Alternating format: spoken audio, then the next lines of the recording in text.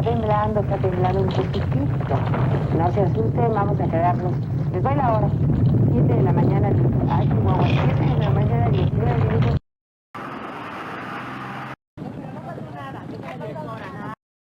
Dependiente del Instituto de Geofísica de la Universidad Nacional Autónoma de México, informa que hoy 19 de septiembre ocurrió un sismo de magnitud 7.3 en la escala de Richter a las 7:18, cuyo epicentro fue localizado 16.5 norte y 103... Todo estaba listo para lo que sería el 52 aniversario de la lucha libre en México, donde culminaría una rivalidad en un encuentro de máscaras que se interrumpiría tras un fatídico desastre natural que cimbraría buena parte de la gran ciudad, incluyendo la de la colonia Doctores, contorno de la Catedral Luchística de la Arena México.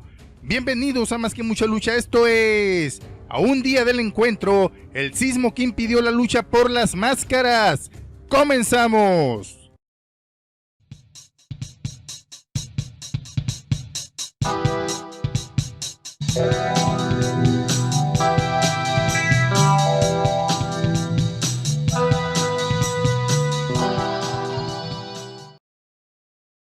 Aunque en sus inicios, El Dorado y el Supremo habían empezado como compañeros de esquina, las comparaciones entre ambos gladiadores no se hicieron esperar. Sobre todo esto, en lo referente a color y diseño de sus respectivas máscaras, que aunque no serían iguales, daba la impresión de que eran muy parecidas. Para ese entonces habían pocos antecedentes de encuentros de máscaras, cuyo justificante había sido el parecido de sus diseños. Un claro ejemplo sería el encuentro que tendrían años atrás Dos Caras contra Astro Rey en la famosa Cueva de los Independientes, donde Leonel Alberto Hernández, el futuro Caos, daría a conocer su rostro. 2 años antes, también había sucedido lo mismo con el Marqués, cuando Aníbal terminaría por desenmascararlo.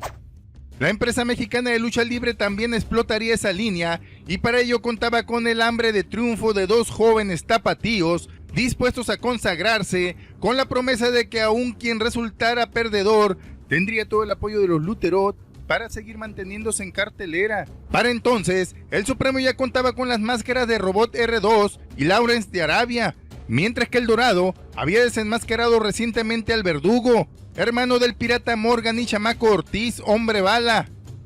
Por su parte, la empresa pretendía superar o mínimo igualar las expectativas que habían dejado el pasado encuentro del aniversario anterior, donde Atlantis destapaba el rostro de Arturo Beristain, entonces mejor conocido como Talismán, esa noche del 21 de septiembre de 1984.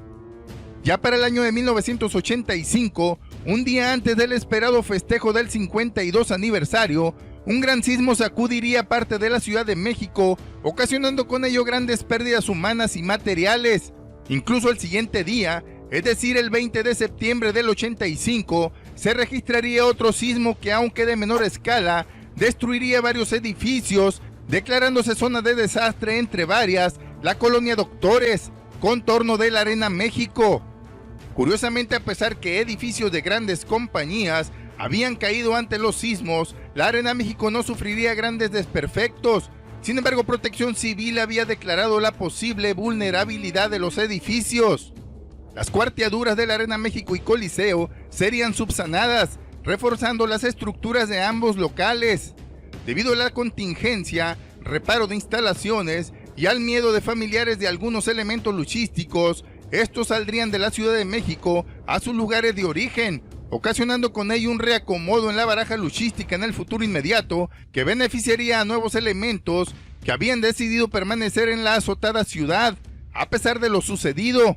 Emilio Charles y Pierrot Jr. serían algunos de los elementos luchísticos que habrían decidido quedarse. Motivado por muchísimas circunstancias, dentro de algunos, El Dorado sería uno de ellos que decidía partir de la empresa mexicana de lucha libre para posteriormente formar parte de las filas de Benjamín Mora, quien ya estaba haciendo fuerte campaña y hacía competencia tanto a los coliseínos como a los independientes. Mora posiblemente en un principio había pretendido piratearse la rivalidad Dorado Supremo y enfrentarlos en un definitivo encuentro. Sin embargo, a diferencia del Dorado, el Supremo había decidido esperar un poco más para reiniciar actividades con los coliseínos. Al mantener diferentes rumbos y perderse la continuidad, haría que la rivalidad entre ambos enmascarados terminaría por enfriarse. Por su parte, casi un año después de haber sido programado por las máscaras contra el Supremo, el Dorado perdía su capucha ante su compañero el Fantasma en un torneo de la muerte que los hizo enfrentarse después de haber sido eliminados por Kato Kun Lee y Cobarde II. Esto en el Palacio de los Deportes.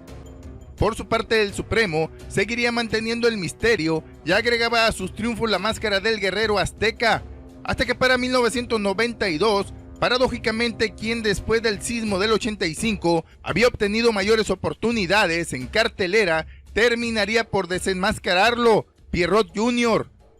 Años después, aunque ya desenmascarados, el Dorado y el Supremo llegarían a enfrentarse portando sus respectivas capuchas. Esto sería en la presentación de sus respectivos juniors. Sin embargo, para muchos aficionados siempre quedará esa curiosidad, esa duda eterna de quién hubiera ganado esa noche del 20 de septiembre de 1985, donde pasó todo menos el encuentro esperado.